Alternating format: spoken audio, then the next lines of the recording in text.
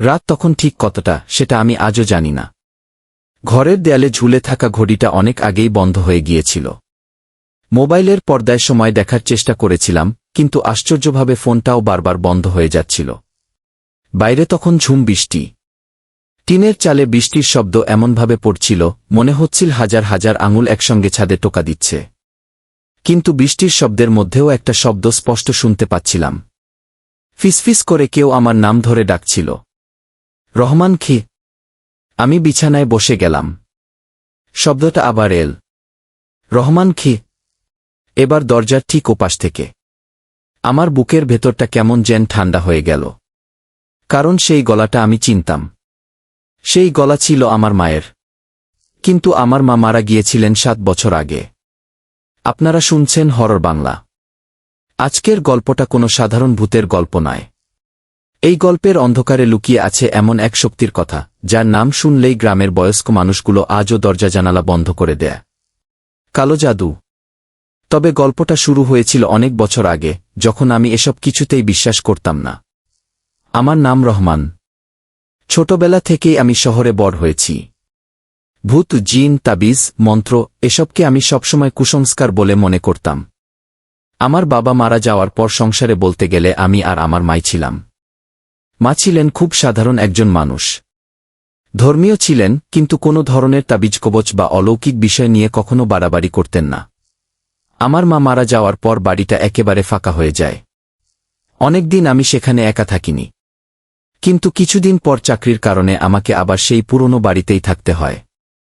বাড়িটা ছিল অনেক পুরনো। চারপাশে উঁচু গাছ, পেছনে ঘন ঝোপঝাড়, সামনে বড় উঠান। দিনের বেলায় জায়গাটা স্বাভাবিকই লাগত। কিন্তু সন্ধ্যা নামার পর পরিবেশটা কেমন যেন বদলে যেত। প্রথম রাতেই একটা অদ্ভুত ঘটনা ঘটল। রাত প্রায় 12টা। আমি বিছানায় শুয়ে মোবাইলে কিছু দেখছিলাম। হঠাৎ রান্নাঘর থেকে একটা শব্দ এল, টুপ। তারপর টুপ। মনে হলো কেউ যেন মেঝেতে পানি ফেলছে। আমি উঠে রান্নাঘরের দিকে গেলাম। দরজা খুলতেই দেখলাম মেঝে একেবারে শুকনো, কিন্তু রান্নাঘরের মাঝখানে একটা কালো দাগ। দাগটা দেখতে ঠিক গোলাকার। আমি নিচু হয়ে দেখলাম, কোনো কালি নয়, কোনো পোড়া দাগও নয়। মনে হলো মেঝের ভেতর থেকেই কালো রং বের হয়ে এসেছে। আমি কাপড় দিয়ে ঘষলাম, দাগ উঠল না। বিষয়টা অদ্ভুত লাগলেও খুব বেশি গুরুত্ব দিলাম না। পরদিন সকালে দাগটা আর ছিল না। আমি ভেবেছিলাম হয়তো রাতে ভুল দেখেছিলাম। কিন্তু সেই ভুলটা ধীরে ধীরে আমার জীবনের সবচেয়ে ভয়ঙ্কর সত্যি হয়ে উঠল। তৃতীয় রাতে আমি প্রথম স্বপ্নটা দেখি। স্বপ্নে দেখলাম আমি একটা অন্ধকার ঘরের সামনে দাঁড়িয়ে আছি। ঘরের দরজা খোলা। ভেতরে কেউ বসে আছে। তার সামনে একটা মাটির পাত্র। পাত্রের চারপাশে কালো মোমবাতি। আর একজন মানুষ নিচু গলায় কিছু পড়ছে। আমি লোকটার মুখ দেখতে পাচ্ছিলাম না, শুধু তার হাত দেখা যাচ্ছিল। অস্বাভাবিক লম্বা আঙুল। হঠাৎ লোকটা মাথা তুলল। আমি মুখ দেখতে পেলাম, কিন্তু মুখটা আমারই। আমি চিৎকার করে উঠলাম। ঘুম ভেঙে দেখি আমি বিছানায় বসে আছি। সারা শরীর ঘামে ভিজে গেছে।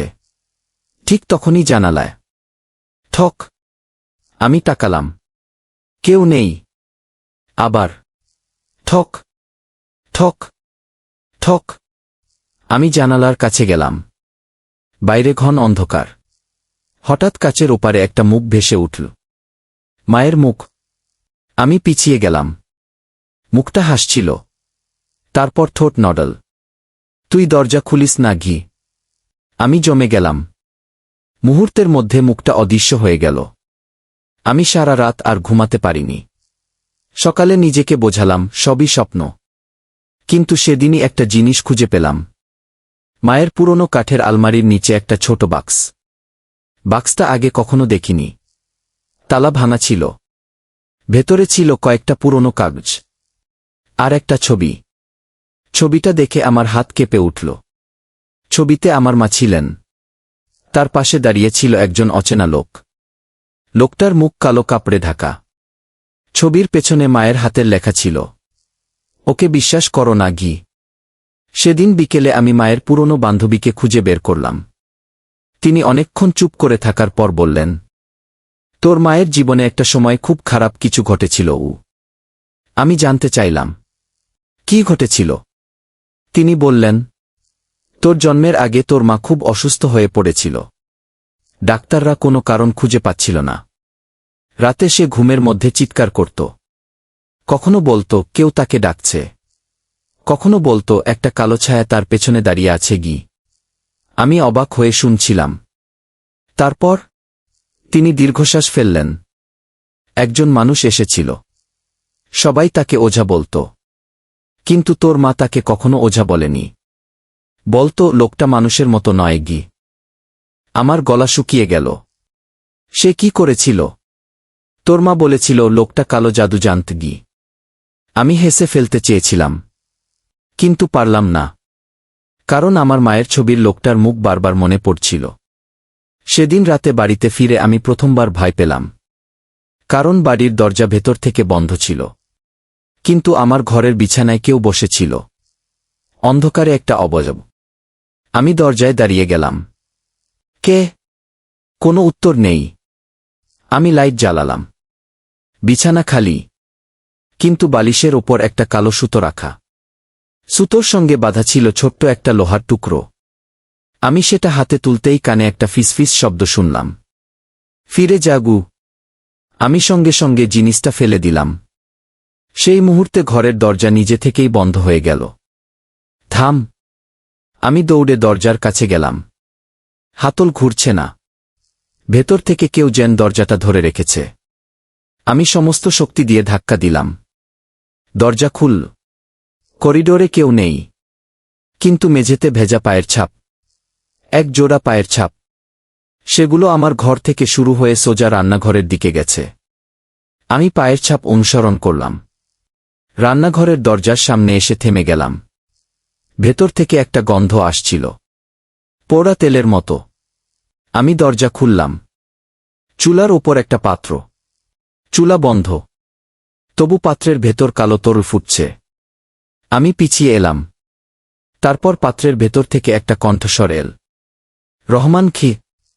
আমি আর দাঁড়াইনি, দৌড়ে ঘর থেকে বেরিয়ে গেলাম। পরদিন আমি একজন বয়স্ক লোকের কাছে গেলাম, যিনি বহু বছর ধরে মানুষের এসব অদ্ভুত সমস্যার কথা শুনতেন। সব শুনে তিনি প্রথমেই বললেন, তুই ওই বাড়িতে একা থাকিস না ঘি। আমি বললাম, কেন? তিনি আমার দিকে তাকিয়ে বললেন, কারণ তোর বাড়িতে যা আছে সেটা ভূত নাও হতে পারে গি। আমি চুপ করে গেলাম। তিনি বললেন, কালো জাদুর সবচেয়ে ভয়ঙ্কর ব্যাপার হল, মানুষ অনেক সময় ভাবে সে একটা আত্মার সঙ্গে লড়ছে। আসলে সে লড়ে এমন একটা শক্তির সঙ্গে যেটাকে সে বোঝেই না গি। আমি জিজ্ঞেস করলাম, আমার মায়ের সঙ্গে এর সম্পর্ক কি? তিনি কিছুক্ষণ চুপ থেকে বললেন, তোর মা হয়তো কারো করা জাদুর শিকার হয়েছিল। আমার বুকের ভেতর কেঁপে উঠল। কিন্তু কে? তিনি বললেন, সেটা তোকে নিজেকেই খুঁজে বের করতে হবে গি। তারপর তিনি একটা কথা বললেন যা আজও আমার কানে বাজে, তোর বাড়ির মাটির নিচে কিছু আছে গি। সেদিন সন্ধ্যায় আমি বাড়িতে ফিরে উঠানের এক কোণে খোঁড়া শুরু করলাম। কিছুক্ষণ পর কোদাল শক্ত কোনো জিনিসে লাগল। মাটি সরিয়ে দেখি একটা লোহার বাক্স। বাক্সটা বের করার পর আমার হাত কাঁপছিল।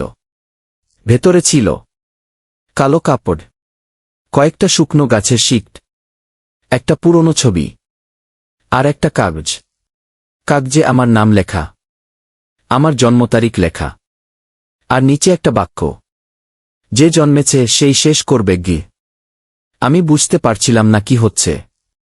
হঠাৎ পেছন থেকে একটা শব্দ এল, শেষ করবে কে? আমি ঘুরে দাঁড়ালাম। কেউ নেই। আবার শব্দ এল, এবার একেবারে আমার কানের কাছে, তুই। আমি দৌড়ে ঘরের দিকে গেলাম। দরজা বন্ধ। আমি দরজায় হাত রাখতেই ভেতর থেকে মায়ের গলা শুনলাম, ভয় পাস না বাবা গি। আমি কেঁদে ফেললাম, মা। ভেতর থেকে উত্তর এল, দরজা খোল। আমার হাত দরজার হাতলে চলে গেল। ঠিক তখনই মায়ের পুরনো কথা মনে পড়ল, ওকে বিশ্বাস করো না ঘি। আমি হাত সরিয়ে নিলাম। ভেতর থেকে গলা বদলে গেল। মায়ের গলা আর নেই। এবার একটা কর্কশ পুরুষের গলা। দরজা খোল। আমি পিছিয়ে গেলাম। তারপর দরজার নিচ দিয়ে কালো একটা ছায়া বেরিয়ে এল।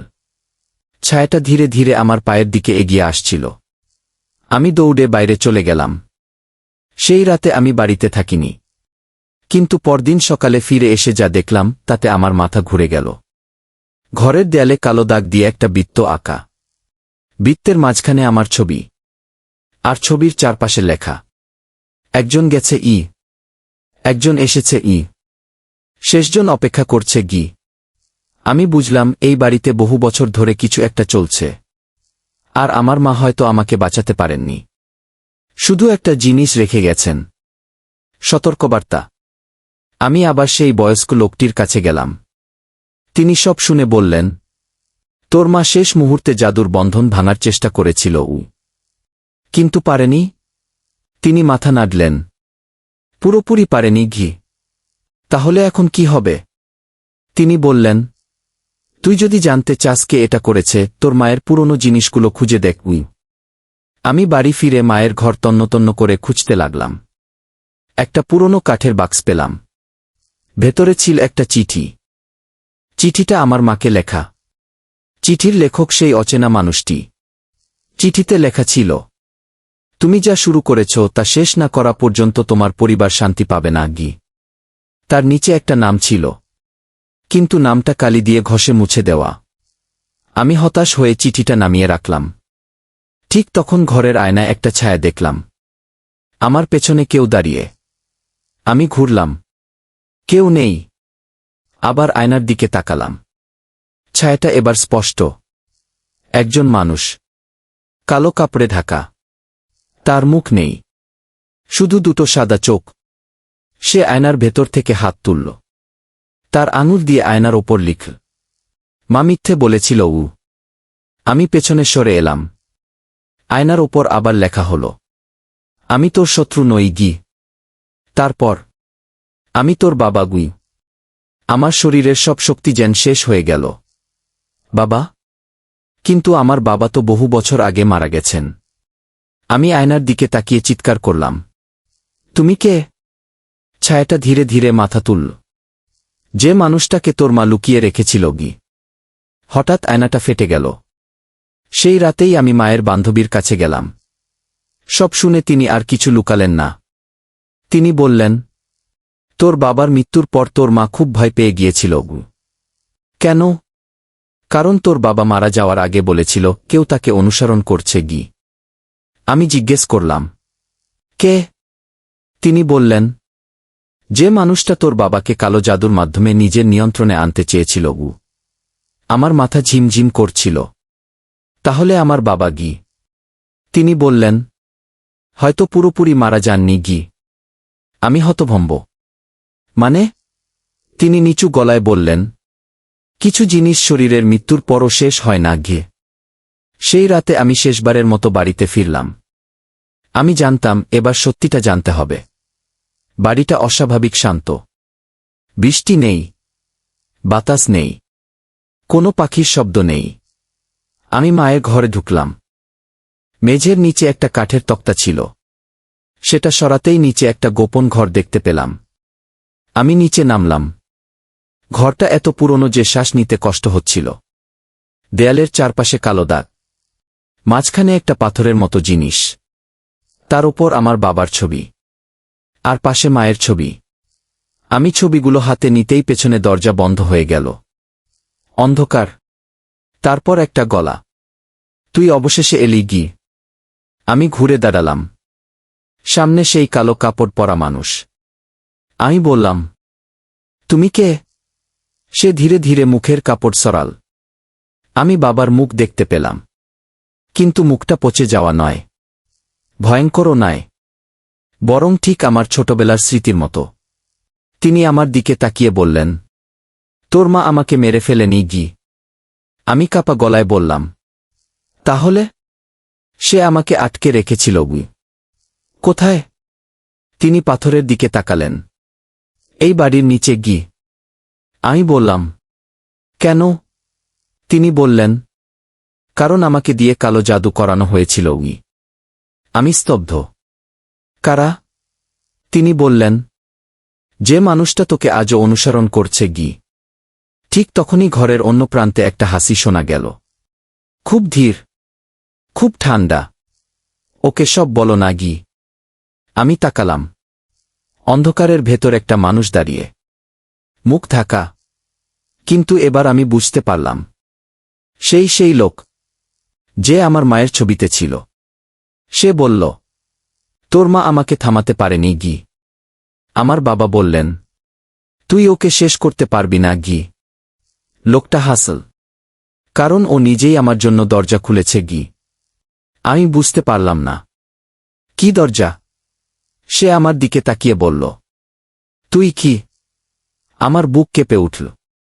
তোর জন্মের সময় তোর ভেতরেই আমি আমার কাজের শেষ অংশ রেখে দিয়েছিলাম গে। আমি পিছিয়ে গেলাম। না ঘি। সে বলল, তোর মা সারা জীবন তোকে আমার কাছ থেকে দূরে রেখেছিল গি। বাবা চিৎকার করে বললেন, চুপ কর। লোকটা হাত তুলল। সঙ্গে সঙ্গে আমার বাবা মাটিতে পড়ে গেলেন। আমি দৌড়ে তার কাছে গেলাম। তিনি শেষবারের মতো আমার দিকে তাকিয়ে বললেন, আলো থাকিস উই। তারপর তিনি অদৃশ্য হয়ে গেলেন। ঘরটা কেঁপে উঠল। দেয়াল থেকে কালো ছায়া বের হতে লাগল। লোকটা আমার দিকে এগিয়ে এল। এবার তুই আমার ই। আমি চোখ বন্ধ করলাম। মায়ের কথা মনে পড়ল। ওকে বিশ্বাস করো না গি। আমি বুঝলাম, এটাই ছিল ফাঁদ। আমি তার দিকে তাকিয়ে বললাম, তুমি আমাকে ভয় দেখিয়ে আমার মন দখল করতে চাও। সে থেমে গেল। আমি বললাম, কিন্তু আমি তোমাকে বিশ্বাস করছি না গি। তার মুখ বদলে গেল। এক মুহূর্তে তার মুখ থেকে সব চামড়া যেন গলে গেল। কালো ধোঁয়া বের হতে লাগল। সে চিৎকার করল। ঘর কেঁপে উঠল। আমি দৌড়ে সিঁড়ির দিকে গেলাম। পেছন থেকে সে চিৎকার করছিল, তুই পালাতে পারবি না। আমি উপরে উঠে দরজা খুললাম। ঠিক তখন ভোরের আলো ফুটছিল। আলোর প্রথম রেখা ঘরে পড়তেই পেছনের সব শব্দ থেমে গেল। আমি ফিরে তাকালাম। কেউ নেই। শুধু মেঝেতে পড়ে আছে সেই পুরনো কালো কাপড়। এরপর আমি আর কখনো সেই বাড়িতে একা থাকিনি। মায়ের সব জিনিস সরিয়ে ফেললাম। বাড়িটাও পরে ছেড়ে দিলাম। বহু বছর কেটে গেছে।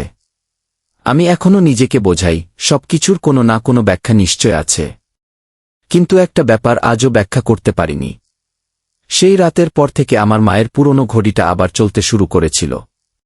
ঘড়ির কাঁটা থেমেছিল রাত 12টায়। কিন্তু যেদিন থেকে সেটা চলল, প্রতিদিন রাত ঠিক 12টায় ঘড়িটা থেমে যায়। আর প্রতিবার থামার আগে একটা শব্দ হয়, ঠক ঠক ঠক। তারপর আমার মায়ের গলা, রহমান খি। আমি কখনো উত্তর দিই না, কারণ আমি জানি আমার মা হলে সে আমাকে ডাকবে না। কিন্তু কয়েক মাস আগে এক রাতে আমি ভুল করে উত্তর দিয়েছিলাম। আমি বলেছিলাম, মা। ঘড়ি থেমে গেল। ঘরের সব বাতি নিভে গেল। তারপর আমার ফোনের পর্দা নিজে থেকেই জ্বলে উঠল। সেখানে একটা ছবি, আমাদের পুরনো বাড়ির ছবি। ছবির সামনে দাঁড়িয়ে আছে একজন মানুষ, কালো কাপড়ে ঢাকা। আর ছবির নিচে লেখা, তুই দরজা খুলেছিস উ। সেই দিন থেকে আমি আর কোনো দরজা রাত 12টার পর খুলি না। কারণ এখন আমি জানি, কিছু দরজা কাঠের হয়, কিছু দরজা লোহার হয়, আর কিছু দরজা মানুষের নিজের ভেতরে থাকে। সবচেয়ে ভয়ঙ্কর দরজাটা খুলে গেলে সেটা আর কখনো পুরোপুরি বন্ধ হয় না। আপনি যদি কোনো অদ্ভুত স্বপ্ন দেখেন, কোনো অচেনা গন্ধ পান, অথবা মাঝরাতে পরিচিত কারো গলায় নিজের নাম শুনতে পান, একবার ভেবে দেখবেন, সত্যিই কি সেটা আপনার পরিচিত মানুষ, নাকি অন্ধকারের ওপাশে দাঁড়িয়ে থাকা অন্য কেউ? কারণ কালো জাদুর সবচেয়ে ভয়ঙ্কর দিক হল, এটা সবসময় ভয় দেখিয়ে আসে না। কখনো কখনো এটা আসে ভালোবাসার মানুষের কণ্ঠে, মায়ের কণ্ঠে, বাবার কণ্ঠে, প্রিয় মানুষের কণ্ঠে। আর আমরা নিজেরাই দরজা খুলে দিই। এটাই ছিল আজকের গল্প, কালো জাদুগি। আপনি শুনছিলেন হরর বাংলা। যদি গল্পটা শুনে আপনার বুকের ভেতর অজানা একটা ভয় তৈরি হয়ে থাকে, তাহলে আজ রাতে ঘুমানোর আগে একবার চারপাশটা দেখে নেবেন। দরজা বন্ধ আছে তো? জানালা বন্ধ আছে তো? আর সবচেয়ে গুরুত্বপূর্ণ, কেউ কি আপনার নাম ধরে ডাকছে? যদি ডাকে, উত্তর দেওয়ার আগে ভালো করে ভেবে নেবেন। কারণ সব ডাকের উত্তর দিতে নেই। কিছু ডাক আসে মানুষকে ঘরে ফেরাতে, আর কিছু ডাক আসে মানুষের ঘরেই অন্ধকারকে ঢুকিয়ে দিতে। আজকের মতো এখানেই শেষ করছি। আবারও দেখা হবে আরেকটি অন্ধকার রাত, আরেকটি অজানা রহস্য, আরেকটি শিউরে ওঠা গল্প নিয়ে। ততক্ষণ পর্যন্ত সাবধানে থাকুন, আলো থাকুন, আর মনে রাখবেন, অন্ধকার কখনো একা আসে না। শুভরাত্রি।